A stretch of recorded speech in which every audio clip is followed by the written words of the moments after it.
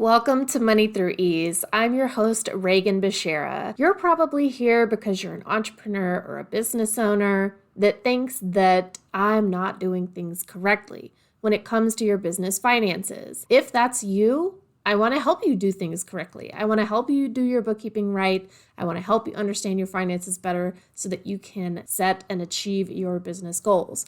And that starts with good organization. Yes, you do need to keep your receipts, and I have a free guide on my system for managing your financial paperwork, your receipts, everything that has to do with your business and your taxes.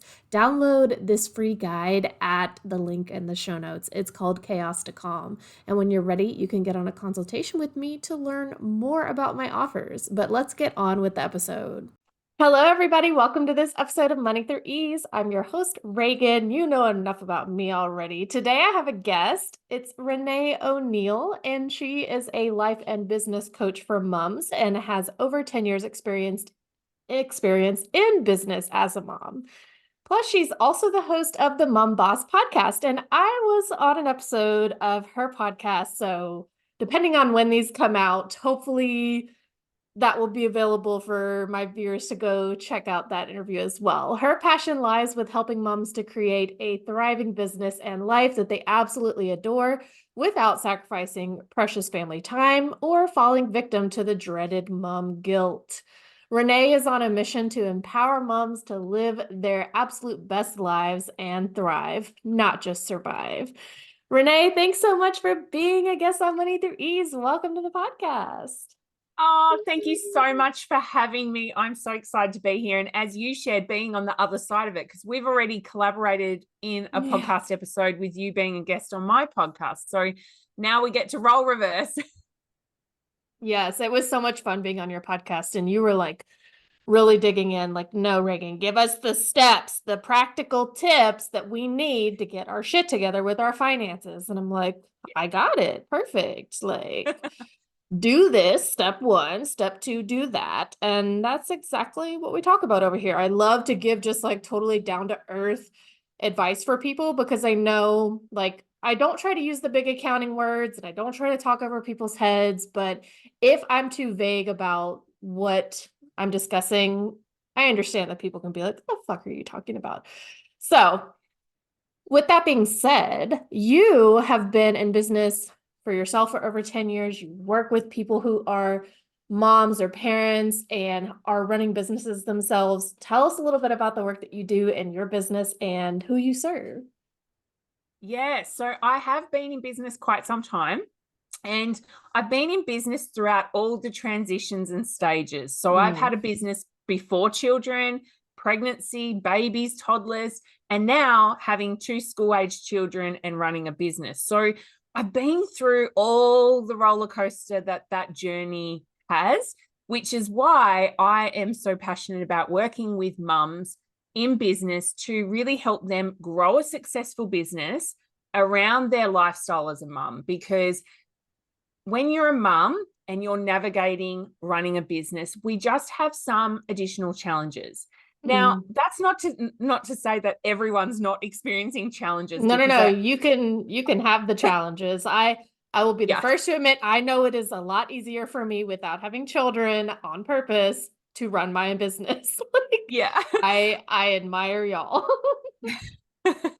But that's the thing, like we've all got so much on our plates. We're all juggling so much. And I think we can get really stuck in that juggle and we can really feel very overwhelmed at times. And so that's where I come in. I'm that support that you can lean on through those challenging times. And I can provide that guidance for you and really that mentorship and coaching that you might need to navigate through it so you can come on the other end of it. And I think the fact that I have that lived experience as well just really amplifies the experience for my clients. And I'm just so passionate about it because I want everyone to have that business that they're really fulfilled by and they're lit up by. And I don't want to see people give that dream away because it becomes all too hard. Yeah, totally. I agree completely. And that is part of my why, what I do, as well as because I see entrepreneurship and business ownership and like working for yourself and getting to make all of those decisions for yourself, having that independence and agency over your life and how you make money as the way that you're going to make money and like truly lead the life you want to live without having to ask like permission from somebody else, right? And so my experience with my clients is that they are in that unique position where they're just like, I cannot work for somebody else anymore. And a lot of people I work with like did a side hustle and then moved into full-time business ownership. Um, they had like a full-time job and they developed some sort of side gig thing that got to the point where it could support them with like an income. Do you work with folks who are like pretty much strictly, parents and caretakers, or do you also have folks that like maybe even have a full-time job in addition to the parenting and caregiving role who also want to start a business?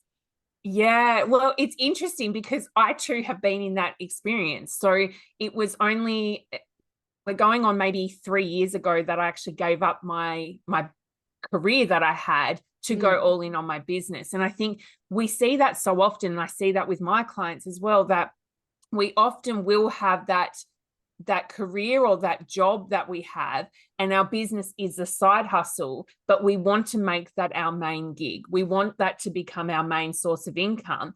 And it's that transition of like, how do you step out of that place to then go all in on the business? And so mm, I have actually been there myself, and it's a great way to do it because you've got that security behind you of having this other income coming in while you're growing a business. mhm. And but the tricky part comes with the time factor of Yeah. not having as much time available to you to give your business perhaps what it needs or even what you want to be able to give it. And I think that's the part people can get really trapped in. And that's obviously where I come in and help my clients as well.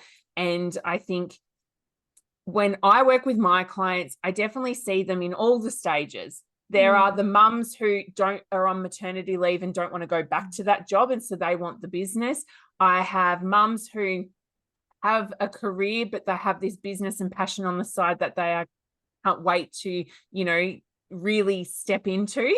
And then Mm. I have the mums already in business who are just finding that juggle really difficult. So it's like all of these different realms and coming in and being able to assist in juggling it all. And I think a lot of the time that comes down to being able to get really crystal clear on what is this big picture vision goal that you're wanting to work towards? What is that dream that you're trying to create? And getting crystal clear on that, because sometimes we have an idea in mind that we're working towards this thing, but sometimes we're not really crystal clear on that. Yeah. And also, I think when it comes to having a business, when I say successful business, that is going to look so different person to person. My Right. version of a successful business might be completely different to yours and, the person listening right now. And so also getting really clear on what is it that you're wanting, what is it that you're working towards, and then we can map out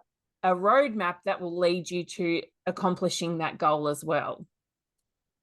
Yeah, I 100% agree. I want to go back to something you said about like what determining or looking at what kind of time you have to give to a business. So if you are considering starting a side hustle or taking your side hustle to full time or like whatever stage someone's in that process or whatever it looks like for them, I like to talk about on this podcast, like money, of course, but also like the capital. Like I'm using air quotes because capital means something in accounting, but it can be like non-tangible. It can be something that we can't like touch. And when I talk about when people start businesses, what they need to invest into their business is usually money, of course. Like we all have to like have something to put in to like open the business checking account and to like register the LLC here in the US. And you have to have some money, maybe a little bit, or maybe some available credit on a credit card.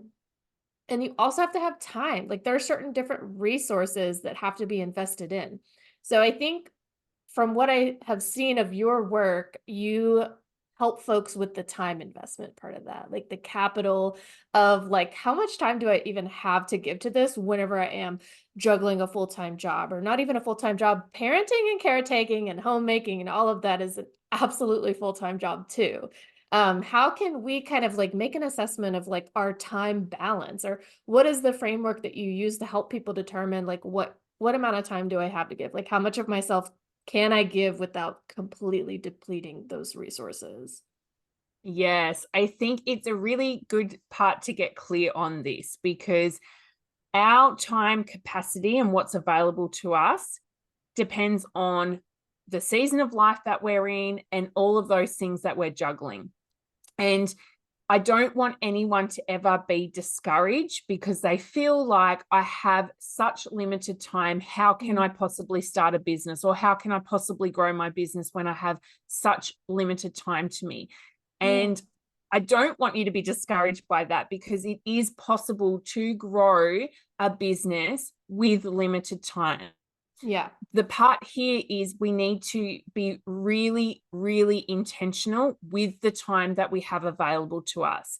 And I say that because I'll give an example of a situation that I've personally experienced. Yeah. When I was in the juggle of the little kids, the career, and the business being on the side, I had very limited time available to me. And I remember thinking to myself, when I get to that point, I can let go of the career and be all in on my business. When my kids get a little bit older and they're at school, I'll have all this extra time to me, and that'll be the game changer for me in my business. And what I quickly discovered and realized was actually, it's not always necessarily about how much time we have, it's how we use the time Mm. that we actually do have. And Yeah. so I think getting clear on how much time you have available to you. And that will look like, from a practical standpoint, of doing a time audit. Sit down Mm. and look over a typical day in your life, a typical week in your life, and really map out from when I wake up to when I go to bed, here's what's in my life. And Yeah. account for all of it. And that's something I work with my clients on doing. And it can be quite jolting, to be honest, to look at that from a real, wow, that's a lot. And you might surprise yourself. You might look at that and be like, oh, actually, I've got more time than I even realized. Or it could be a bit of a jolt to be like, wow, I really am on the go all day long and don't Yeah. have a lot of time. But from that perspective, once you've got clear on this is sort of where I'm at time wise, you can then look at, okay, what capacity do I have at the moment? How much can I give in this time that I do have and in this season that I have? And then getting clear on what are those non-negotiables in your business that you need to focus on, those activities, those tasks, those things in your business that are going to move the needle. And Hmm. here is where I see a lot of people get stuck, because, and I'm saying this because I've been there. I'm not saying this from a judgmental Yeah. standpoint whatsoever. I've been there. We often get stuck in busy work. Hmm. We will sit on Canva for an hour fluffing Yeah. around with the design of a social media post. We Yeah. will spend all this time fluffing around, changing little things on our website. Now, it's not to say that social media content and our website are not important, but when you have limited time available to you, you need to really look at that and be like, is this good use of my time when I have such limited time? Perhaps not. And then looking at, okay, what are those things that are really going to progress my business along? What are those things? For service-based businesses, it's going to be your client work. It's going to be getting leads in your business. And Yeah. if you're a product-based business, it's going to be making or sourcing those products and selling them. So it's really getting crystal clear again on your time, your capacity you have available to you, and then using it to the best of your ability. And I think that is going to be the key to unlocking that success, your version of it, for you in your business. Yeah, that's amazing that you talked about like the difference between service-based businesses and then product-based businesses. Like, it's so important for us to know the different systems we have in our business. I consider it like admin work and then client work. And there can be a little bit of overlap on those things like in my business, but for the most part there's times where I'm working in my business on my business systems and like updating things and doing the administrative kind of duties. It's not an income producing activity, except that it is part of the bigger business activity where I'm producing income in my business. But then I have the client work. I do bookkeeping for people. I train people on using QuickBooks Online. I, have like consulting that I do, and then like I'm making content. Like some of that is like just educational content. So I'm still teaching people how to do something. And there's a little bit of overlap. Like content creation is like an administrative thing, right? I'm not getting paid for content creation. Or like sitting down and doing an interview for the podcast. That's administrative, and like it's important to get clear about like both of those things need to happen in order for you to run a business, and they don't necessarily need equal amounts of time. Like if you can get really efficient and like automate a lot of stuff, you may not even need to spend a whole lot of time doing administrative work every single week or month. And you may find that like automating some things on the admin side opens you up to help more clients or do more client work or create more products. And then there's like the whole marketing and selling part of it too. Like you can't just create a website, make a product, and then just sit there. Like you have to like actively be going out and making offers and letting people know that you have something available that they probably want and they're actually like looking for. So I love that you brought up like the service-based businesses and the products-based businesses. There are some businesses that do both. But yeah, the time auditing thing, like I have to continually do that. I've been looking at my calendar. I was just playing around with it earlier. I am trying to get to the point where there are some days that I just like don't talk to people because I need to like focus. And I don't want it to be broken up with like client work or, client facing activities or I need to like sit down and like put on my little blinders. And it's so important. And that will be something that you do throughout the lifetime of your business is make Oh, changes to that system.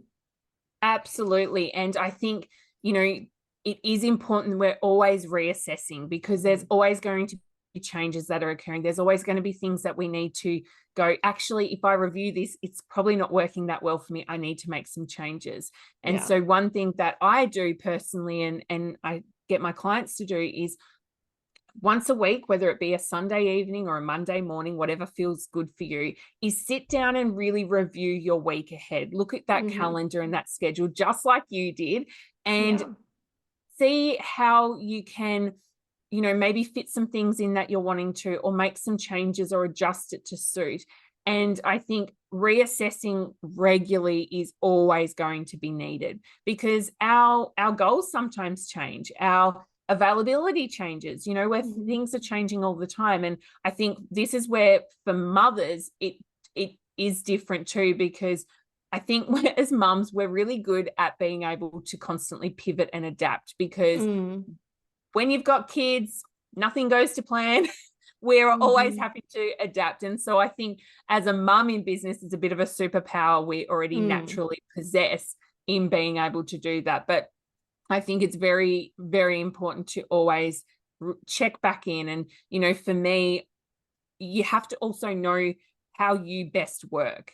For me, working in batches actually works really well for me. It doesn't work for everyone though. So you've also got to find what works for you. So for me, Monday, it's not the whole day. I don't spend the whole day doing this, but Monday's theme is really focused on, admin work and working on my business, not in it, which you touched on before as well. It's like there's different tasks involved in working on the business as opposed to in it. Tuesday for me is about content creation. So that's the theme of my day. So when I'm working in business time, I will work on content creation. Wednesdays and Thursdays is all about client work, or, sometimes it's podcasting like it is today. And then for me, Friday is, and I have this luxury, I have to say, of having 2 school-age children. Friday for me, I'm like, I've really designed my life and business in a way that suits me. And so Fridays looks like Renae Day. That is a day where I get to do whatever it is that I want. And sometimes I still choose to work because I like what I do, but other times I choose to go and have a coffee with a friend or go and do something else. So I think it also helps to have a bit of a plan in place for your time as well. And that's something that not everyone likes to do because they're like, oh, I don't like it. It feels restrictive. I like to have flow in my day. But actually, you can create a plan so that you have this guideline to follow, but still have that flow that you're wanting to have in your day as well. And what I find is that having that plan in place and having a bit of a schedule in place actually allows you more freedom and flexibility on the other end of it, because you're not sitting there Monday morning coming to your desk going, right, what am I going to do today? Yeah. Instead, you've got this idea of, this is my plan, I already have in place. You sit down and you're like, I know what I need to do, and you get in and you get it done, allowing you more time in your day to actually do the other things that you might want to be doing as well. So I think, I know I see this with a lot of my clients. They come to me and they're like, I don't like plans and I don't like schedules. And I'm like, well, let's just work with this a bit, because you might soon come to love them. And I have to say, so far, so good. Every one of my clients has come out the other end and they're like, this isn't what I thought it would be. I was expecting it to be restrictive and really strict on my time. But in actual fact, I love it because I'm not stuck in indecision anymore, and I don't procrastinate. I just get in and get these things done. So that's something that can really, really help. Yeah, I think that like having, instead of using the word like restrictive, I like the word constraint, because it kind of like just sets up guardrails or boundaries for me to follow. And I think back to when I worked a job and I worked off of a task list, which was based off of projects. And this is how I do all of my work. It's like something is a project and it has tasks, and I can do like these tasks on different days, and they are like, I do this one first and then I do that one. It's not like they're out of order. So like I would work off of like whatever task was coming next that has like a deadline. But when I started my business, I still was kind of operating with that formula. And I've been making the shift. Like I said, I was working on my calendar today, and I love the idea of themed days. And I already kind of was doing that, but now I am, instead of scheduling like a specific project at a specific time, I want to do like Tuesdays as like totally client work. And then Wednesday mornings, I have like a couple admin things I do. Wednesday afternoons, open it up so that people can schedule time with me. Thursday morning, same thing. But then like Thursday afternoons, I do client work. And same here. Mondays are strictly admin. Like I don't want to meet with people. I want to sit down and look at my entire week ahead and like really get a feel for like what's coming up, so that like I can get in the mindset of what, client facing meetings and stuff. Like I have to be on. There's like a certain part of my brain that has to like come online and like help somebody through a problem, versus like the flow work where I'm putting the blinders on, I put on the brown noise in my headphones and like don't talk to me for like 3 hours. And I Yeah. need that in order to be productive with the client work. And I need to be like brain on when I'm talking to my clients and helping them solve a problem in the moment. So because it requires that like mental shift for me, I am slowly getting to the point where I realize that themed days are probably going to be the direction I go. So I Yeah. love that you brought that up. Yeah, I love that you also mentioned about your energetic capacity as well. And I Mhm. think this is another key area to look at. Is it's not always just based on what time you have available. It's also like your energetics as Yeah. well. So knowing that you might be really mind active of a morning. That's when your best ideas come to you. That's when Yeah. you can get in. You've got the energy to, I don't know if I'm allowed to swear, but get shit done. Yes, you can swear. And so if you are aware of your energetic capacity and how you best operate and run, you can then also align your tasks to suit that. Mhm. You might be someone who come the middle of the afternoon, you get that afternoon slump Yeah. and you're like, actually, client work for me in the afternoon doesn't work because I need to be in that high vibe energy state to serve my clients. So I'm going to actually put my client work in the morning times.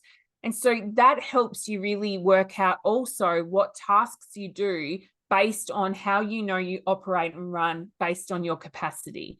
And so, Yeah. admin tasks I'll say often, don't need a lot of brain power. So that can sometimes be a really good thing to have in the end of your day, because you're like, actually, by that afternoon time, I'm starting to like lose my zest. I will do those sorts of tasks at the end of the day. And so that can really help you when you sit down and you start scheduling and you look at the tasks that you have to do. Also look at the capacity side as well. knowing Yeah. too that you can change your energetics as well. So Yeah. I know for me, before I dive into doing client work or collaborating on a podcast like this, I will get myself in that high vibe kind of state. And if Mm. I'm not feeling it prior, I will jump up, I will put on my favorite 90s pop music, and I will Yeah. dance like a 5-year-old. And it changes my state. It changes how I feel. It changes how I'm going to show up, so that when I sit down to do those things, I show up in the kind of energetic state I want to be in as well. And so I just thought it was key to mention this, because it's not always dependent on just our time. It's also how we're feeling within that time as well. Totally agree. And I wake up super early naturally, but I prefer to sit there and drink my coffee or like stretch or do a little like Pilates mat workout or, scroll on my phone. Like it's totally fine to want to scroll on your phone, but Yeah. like when's the best time to do that without like totally distracting you from something else or it turning into something that you avoid other things that you need to be doing, like scrolling time, morning, cool. And you talked about like designing your life based on um really thinking about what you want in the long run. And I think I was talking to somebody about this yesterday. When we start our businesses, we're just like, all right, well, I gotta go make some money and I'm gonna work with everybody. I'm gonna say yes to everything. And, you know, okay, but like at some point that's gonna burn you out. And you have to bring it back to what do I really want my life to look like? What kind of work do I want to be doing? Who do I want to be working with? Or who do I want my customers to be? And like starting to narrow that down. Sure, in the beginning, cast a wide net, but use that as like data collection too. Like, is that really serving my business for me to work with this person that wants this, that wants me to do this for them? Like, is that how I want to be living? Because, sitting in the driver's seat as the business owner, like you do get to make all the choices. There's no one else to blame for when you have a project that you're not enjoying or a client relationship that like isn't serving either of you. Like there's nobody to pass the buck to. Like you're the one who made that choice. And that's not like a blame shame thing. It's just like that means you also have the capacity to change it, change your mindset about that relationship, change how you relate to that work, or just say, I don't want to do this anymore. Like that's totally up to you. Yeah. And I mean, here's the thing, we've gone into business for a reason. It might have been that we didn't want to have a boss telling us what to do. We wanted to run our own show. We went into business because we wanted the time flexibility that it allows us. We went into business because we wanted to not have that income ceiling that we can't bust through. Mm, And mm, so it's interesting because sometimes we end up creating a business just like we would have had our 9 to 5. yeah. And we can then go, actually, what am I doing here? I'm not loving and enjoying this like I was expecting to. And it's Yeah. because you really created a business that you haven't really intentionally created to be that way. Yeah. And it's because, and this isn't to shame at all, we've all Yeah. been there. Well, most of us have been there. But what happens is exactly what you said. We start our business and we feel like we need to say yes and take on all the clients, or we feel like we need to perhaps adapt and do something a little different than we want to, because we feel like, well, I'm only new to this. I'm just getting started. I need to Mm-hmm. try these things. Mm. So getting really clear on everything in your business in terms of what it is that you're wanting to achieve in your business. Who is your ideal client? And I don't just mean, creating this ideal, but it's like, who are the people you really want to work with and serve? Who are the people that Yeah. you want to call into your business? What are the things you want to be doing in your business? And when you're looking at the things you want to do in your business, really look at it from the lens of like, what are the things that I'm really skilled at? What are the things I really love and enjoy in my business? Mm. And what are the things that I don't necessarily love and enjoy? And, it might be the admin side of it. Actually, I don't really love and enjoy the admin. And if that's the case, when you've got that bigger picture goal, you can be like, okay, long term, I know that I want to source a team member, whether it be a VA, whether it be somebody that you employ into the business to take over those things, so that I can have more of the things I love and enjoy. And when you get clear on all of these things, it really helps you in decision-making processes in all aspects of the business. It's, so many things can change from that. And also getting clear on what are your business values? What are the things that are most important within your business as well? These are all so important to get clear on, even in the early stages. And in actual fact, highly recommend you get clear from the very, very beginning. And we don't always, because sometimes our businesses have been born from a place of, we do this thing, we really love and enjoy it. Oh, we can make money from it. And then it snowballs from there. And so we don't always have the groundwork of those foundations in place.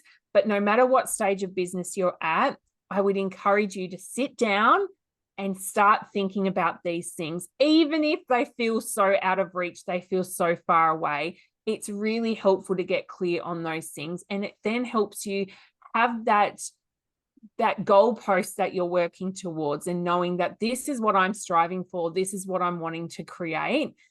It really does change the game for you. Yeah.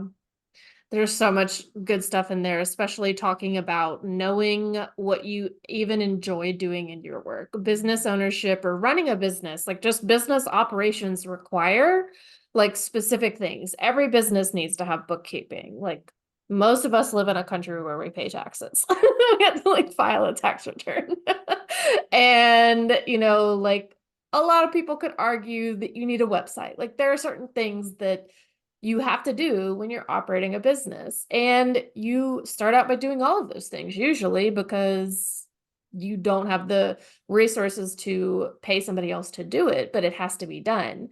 And having that vision and that goal of like, yeah, I got to do this now, but like, I really want to get to the point where I'm not the one pushing that button.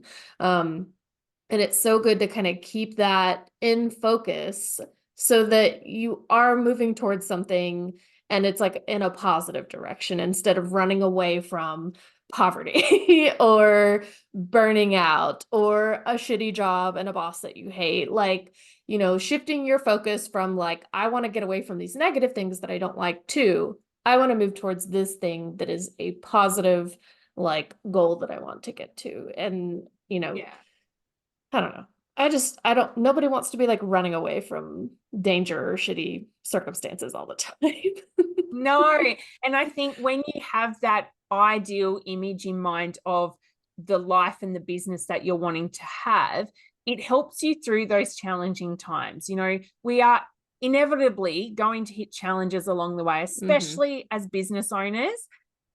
It's a journey in itself. And so when you have this clear image of what it is that you're working towards, it really does help you navigate through those challenges with a little bit more ease, knowing that this is what I'm working towards. And I know for me, especially being a mum in business, the biggest part of my why in my business is that time flexibility and freedom that it allows me to have, that I get to take my kids to school. I get to pick them up every day. If they have an assembly, I get to be there for it. And it's those moments that make me go, I'm so grateful for my business and the work that it has taken to get myself here because of what it allows me.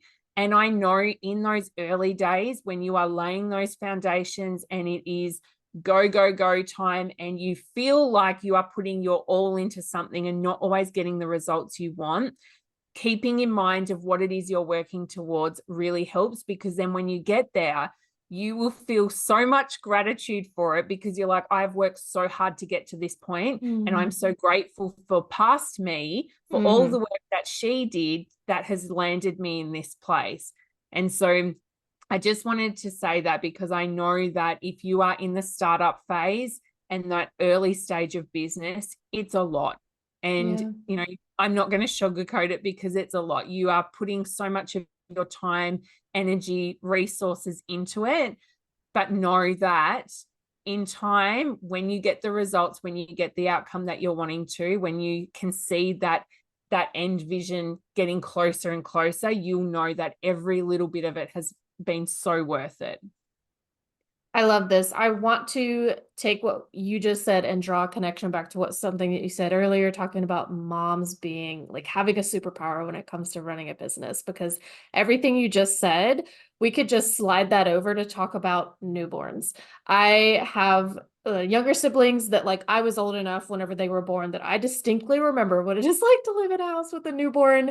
I had a friend recently who I was their support person during birth, and I was there for a lot of the early infancy stages, kind of helping her out. And so, like, I am not a mom. I'm totally, that's how I prefer it. But, like, I know, like, I've had pretty much a front row seat to that experience. And everything you just said, I'm like, yeah, that's exactly what it's like having a newborn. You're like staring at them, and you're afraid that if you blink, they'll stop breathing. And then, like, you are flying by the seat of your pants, especially if it's your first time with a baby. Like, it is a lot, and you're just literally learning every single moment. You think that you did all the reading and the research and, hearing other people's experiences, and then yours just ends up being completely different from anybody else's. And I think that is such a good parallel to running a business. So can you talk more about that and why that means that if you're a mom who wants to start a business for whatever reason, that you have this unique superpower that the rest of us cannot even tap into? It is so interesting because it is so similar. Like being a mom and entrepreneurship are so similar because it is exactly what you just said. You go into it with all hopes and dreams, and you feel you're equipped to handle this thing. And then all of a sudden you're thrust into mum life or business life, and you're like, this isn't what I expected it to be. Yeah. Oh my gosh. And you have no choice but to ride that wave. You have no choice but to get in there and do what needs to be done. And I think that's the superpower part, is we are able to just adapt to our environment, to our situation with a little bit more ease, because we've been there, done that as a mum raising our children. Yeah. And so no matter what stage of motherhood you're in, from birthing that child to raising that child, you have had to navigate so much at once. And we are navigating things whilst also having life things going on in the background. It doesn't mean that we still don't have these other challenges, and we are forced to just deal with what we're dealing with and keep going forward. And so that's the superpower part to being a mum. And I think we have such a push and drive in us, because for me, when I became a mum, everything shifted, as it so often does, but my why and my reason for things became amplified so severely. So for me, yes, I want to create this business that I have created because I'm passionate about it. I'm fulfilled about it. It's something that truly lights my soul on fire.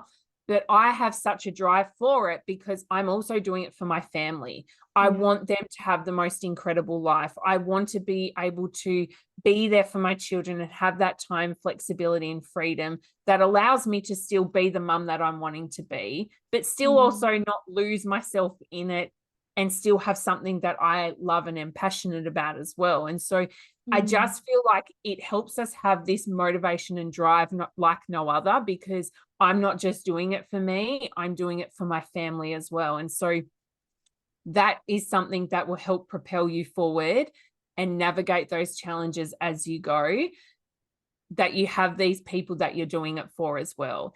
And I'll never forget when I was still working. So my job that I had before was I worked at my local hospital. And so I would have to, drop kids off to daycare or before school care, and then work the whole day. And then they would have to, after school, go back to after school care or daycare at the time. And then I'd pick them up. We'd come home, we'd rush and do tea, bath, and bedtime. And when I finally let go of that job to go all in on my business, I will never forget my daughter saying to me, so I don't have to go to daycare or after school care anymore. You get to pick me up. And she literally welled up because she was so excited that mum could pick her up every single day. And I'll never forget that moment, because to me, it was such a pivotal moment anyway, to finally let go of that job and go all in on my business. And Yeah. I was a huge part of that was I'm just doing it for my family, but to know that it meant so much to her as well was Mm. just this big heart Mm. moment that was like, oh my gosh, it's been worth it. All these blood, sweat, and tears has been worth it. Fine. Kids say the darndest things. Yeah. That's so beautiful that like even at her young age, she was like, oh, like I see that I'm part of this decision and that makes her feel loved and cared Yeah. for. And it's just like, oh, so good. And I was thinking about this too in terms of parallel between like um giving birth to a business or a creative idea and putting it out into the world and then having a child. Like in the early stages and when they're, newborns and then like toddlers, like a lot of that is so stressful, just like dealing with a human being that like does not, their brain is just not developed. And when you are in the first couple of years of your business, as I am right now, like I'm not saying but you said something earlier, like you first start your business, like it is really hard and you really just kind of have to go through it. And it's the same thing with like children, I think. Like they get to a point where finally they're using the bathroom by themselves. And you're like, okay, just like one less thing I have to do to help this tiny person. And like Yeah. your business is going to go through developmental stages too to get to the point where like it gets a little bit more self-sufficient every day. And if you're willing to like stick it out, like it's just going to be something amazing that is still Mhm. apart from you. Like it's separate from you. And it's going to be its own thing, just like your children are. So I thank you for sharing that story. That was like really sweet. And I love that. Yeah, I think it's so true though, because we do go through these different stages in business as well. And what I see and what I've witnessed is those who are successful in business are the ones that keep persevering. And Mm, they are the ones who keep showing up. They're the ones who don't give up despite the challenges, adversity, whatever it is that they're faced. They are the ones who will be successful. So if you are someone who's listening and you're like, I'm in the thick of it and it feels so hard. yes. And like, when is this going to get easier? I promise you, it will get easier. It will get better. Keep Yes. going, keep Yes. persevering, because I will tell you, I can't even tell you actually how many times I nearly gave up along the way. And I'm so grateful I didn't, because it did get easier, it did get better. And, Yeah. those results finally came. But Hmm. I saw so many people along my way give up along the way. And it's just that perseverance, being consistent, continually showing up, doing the work, that will be the key to unlocking success for you. So if you're listening and you're like, it's tricky for me right now, please keep going. I promise you, you will get the results that you're wanting to. Sometimes it does take time. Yeah. It really does. And it's going to take more time than you think. And, you know, commitment doesn't mean that you stick with something that isn't working either. If there is something that's not working and getting you the results and you've like seriously put in time and resources and, energy into it, like it's okay to change it, but like that doesn't mean you give up on the whole kit and caboodle unless you want to. Like, that's always an option. But if you're committed to sticking it out and persevering, like there is support out there, there's resources out there to get you the help that you need and help you see the results that you want to create. And yeah, what a fantastic message. And a great parallel to parenthood and raising children. Yeah. So good. Renae, where can we find you if we want to follow you, if we want to work with you and be in your orbit? Yeah, so my favorite place to hang out is on Instagram. So you'll find me at Renae.O'Neill. And then, of course, I've got the podcast as well. I absolutely love chatting and collaborating with others. So that is the Mum Boss podcast, where you are also a guest on it. So your Yeah. listeners can come over and check that out as well. And then, obviously, you've got my website, renaeo'neill.com as well. So there are a few different ways to work with me. My favorite being I've recently launched a mastermind, so the Mum Boss Mastermind. And that's an incredible community of mums in business where I work with them in a group coaching setting. So that is available as well. So yeah. Congratulations on launching a mastermind. That's so amazing. And I'll make sure to have all of your links in the show notes so that folks can go follow the podcast, subscribe, follow you on Instagram, and connect and reach out if they need support, or maybe just to like talk about how kind of hard it is sometimes to be a Yes. mom and or running a business. I would absolutely love that. I'm always like, come and jump in the DMs. Let me know you've listened and let's chat, because I think connection is the piece that so often mums in business in particular really crave. And I know for me in growing a business as a mum, I didn't have anyone else in my world doing that. I felt very alone. And I think being a mum, you already feel pretty isolated and alone. And then you add business on top of that, it can feel a lot. So jump in my DMs, come and say hi. I would absolutely love to chat to you. Yeah, I'm just soliciting everybody to just like get in your DMs.